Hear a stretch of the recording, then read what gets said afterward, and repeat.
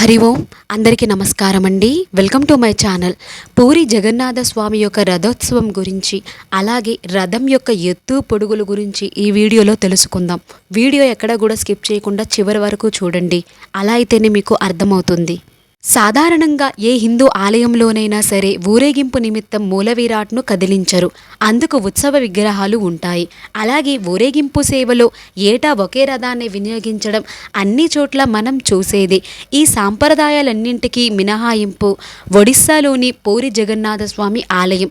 బలభద్ర సుభద్రలతో సహా ఈ ఆలయంలో కొలువైన జగన్నాథుడిని ఏడాదికోసారి గుడిలో నుంచి బయటకు తీసుకుని వచ్చి భక్తులకు కనువిందు చేస్తారు. ఊరేగించేందుకు ప్రతి సంవత్సరం కొత్త రథాలను నిర్మిస్తారు. అందుకే ఈ జగన్నాథ స్వామి రథయాత్రను అత్యంత అపురూపంగా భావిస్తారు భక్తులు. ఈ ఉత్సవం ప్రతి సంవత్సరం ఆషాఢ శుద్ధ విదియ రోజున ప్రారంభమై 3 కిలోమీటర్ల దూరంలోని గుండీచా ఆలయం వరకు సాగుతుంది. ఆ తరువాత సుభద్ర బలభద్ర సమేత జగన్నాథుని ఉత్సవమూర్తులు బహుదా యాత్ర పేరిట తిరిగి పూరి ఆలయానికి చేరటంతో ముగిస్తుంది. ఇది 12 రోజుల పాటు జరిగే ఉత్సవం. ఈ యాత్రకి 2 నెలల ముందు నుంచి దీనికి సంబంధించిన ఏర్పాట్లు మొదలవుతాయి. వైశాఖ బహుళ విదియ నాడు రథ నిర్మాణానికి కావలసిన ఏర్పాట్లు చెయ్యమని ఆదేశిస్తాడు పూరిరాజు.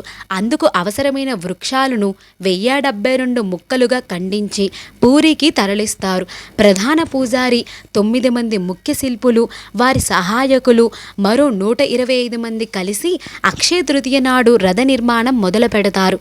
1072 వృక్ష భాగాలను నిర్మాణానికి అనువుగా 2188 ముక్కలుగా ఖండిస్తారు.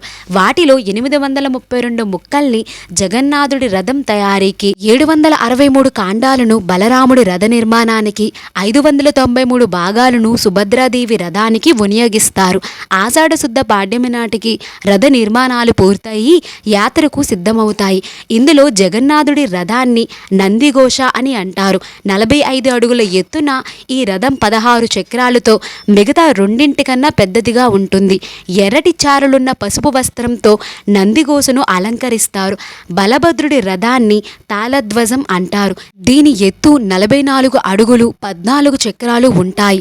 ఎర్రటి చారులున్న నీలి వస్త్రంతో ఈ రథాన్ని కప్పుతారు. సుభద్రాదేవి రథం పద్మధ్వజం. దీని ఎత్తు 43 అడుగులు 12 చక్రాలు ఉంటాయి. ఎర్రటి చారలున్న నలుపు వస్త్రంతో పద్మధ్వజాన్ని అలంకరిస్తారు. ప్రతి రథానికి 250 అడుగులు పొడవు 8 అంగుళాల మందం ఉండే తాళ్లను కడతారు. ఆలయ తూర్పు భాగంలో ఉండే సింహద్వారానికి ఎదురుగా ఉత్తరముఖంగా ఈ 3 రథాలను నిలబెడతారు. ఈ విధంగా ఉత్సవం అనేది మొదలు పెడతారు. ఈ విధంగా రథం తయారీ అవుతుంది. ఇది రథం యొక్క విశేషం. అలాగే 12 రోజుల రథోత్సవం యొక్క విశేషాలు నేను ఏ విధంగా ఎక్స్ప్లెయిన్ చేశానో ఒక కామెంట్ అయితే చెయ్యండి. వీడియో మీకు అర్థం అవ్వకపోయినా నా వీడియో ఎక్స్ప్లెయిన్లో ఎటువంటి తప్పున్నా తప్పకుండా కామెంట్ అయితే చెయ్యండి. వీడియో నచ్చితే తప్పకుండా లైక్ చేయండి. మీ ఫ్రెండ్స్ అండ్ ఫ్యామిలీకి షేర్ చేయండి. మర్చిపోకుండా నా ఛానల్ని సబ్స్క్రైబ్ కూడా చేసుకోండి. ఓం జగన్నాథాయ నమః. హరి ఓం నమః శివాయ. ధన్యవాదములు.